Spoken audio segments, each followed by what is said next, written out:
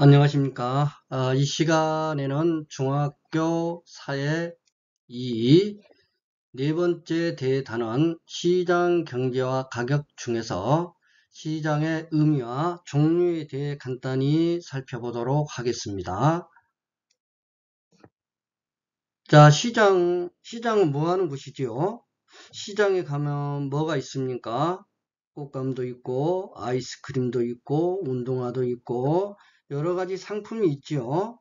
또 시장 가면 뭐가 있어요? 사람들이 있지요. 어떠한 사람들이 있습니까? 살려는 사람과 팔려는 사람들이 있지요. 이 시장에서 사람들이 만나서 상품을 사고 팔지요. 자, 여기서 상품은 재화와 서비스입니다. 그래서 시장은 상품, 즉 재화와 서비스를 팔려는 사람과 살려는 사람이 만나 거래하는 곳이다. 이렇게 이야기할 수가 있겠습니다.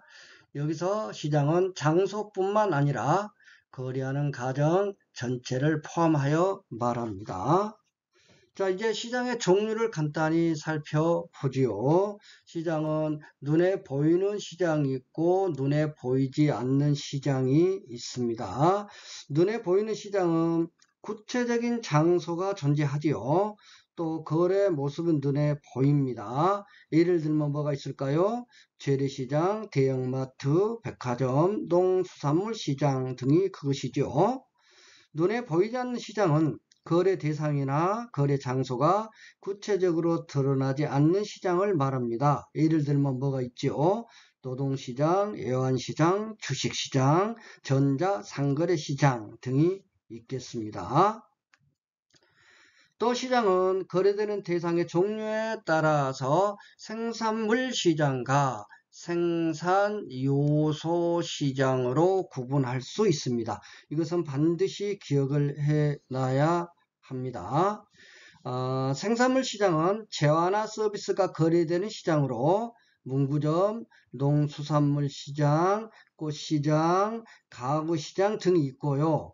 그렇다면 공연장, 영화관은 생산물, 생산요소 어디에 해당합니까? 공연장, 영화관, 생산물 시장이다 라는 것을 반드시 기억해 놓기 바랍니다. 생산요소 시장은 토지, 노동, 자본 등 상품을 생산하는 과정에서 필요한 생산 요소가 거래되는 시장을 말합니다. 그래서 노동시장, 취업 박람회요, 노동시장, 부동산 시장, 주식시장, 애한시장 등이 바로 생산 요소 시장이다. 이렇게 이야기할 수 있겠습니다. 또 시장은 개설 주기에 따라서 항상 설치되어 있는 상설시장과 정해진 기간에만 서는 정기시장이 있고요. 5일장은 대표적인 정기시장이죠. 또 판매 대상에 따라서 소매시장 그리고 도매시장 이렇게 구분하기도 합니다. 자, 오늘날에는 새로운 형태의 시장이 많이 생겨나고 있습니다. 특히 전자상거래 시장 규모가 아주 확대되고 있죠. 자, 그러면 이제 시장의 형성과 발달 과정을 살펴보도록 하겠습니다. 시장이 생겨나기 전에는 자급자족했습니다. 자신들이 만들어서 자기들이 사용을 한 겁니다. 그러다가 교환해서 사용하다 보니 만족을 느끼게 됩니다. 그래서 점차 일정한 시간과 장소를 정해 모이게 되었는데 그것이 바로 시장이죠. 이렇게 시장이 형성이 되었고요.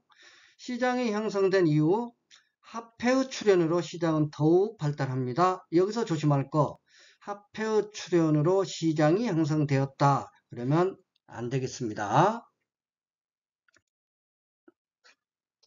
자, 마지막으로 시장의 역할을 살펴보도록 하지요. 자, 시장은 어떠한 역할을 합니까? 시장이 생겨나기 전에는 상품을 팔려는 사람과 살려는 사람이 거래할 상대방을 찾고 또 교환 조건을 알아내기 위해서 많은 비용과 시간을 들여야 했습니다. 그런데 이제 시장이 생겨난 후에는 어떨까요? 거래 상대방을 이제 아주 쉽게 찾게 되고요. 또 교환 조건도 아주 쉽게 알게 되었습니다. 즉 거래에 드는 비용과 시간이 줄어들어서 예전보다 훨씬 쉽게 거래할 수 있게 되었던 것이죠. 그래서 시장은 거래 상대방, 그다음에 교환 조건 등 거래 비용을 감소시켜준 역할을 한다. 이렇게 볼 수가 있겠습니다. 거래 비용을 감소시켜준다. 그리고 시장을 통해서 상품 정보 획득 교환이 더욱더 쉬워졌겠지요. 그러겠죠. 그리고 다양한 상품 선택 소비의 기회가 더욱 확대되었다. 이렇게 이야기할 수가 있겠습니다. 자, 오늘 배운 내용 중에서 가장 중요한 내용이 이 생산물 시장과 생산 요소 시장을 구분하는 것이 되겠습니다. 공연장, 영화관은 생산물 시장에 해당이 되고요.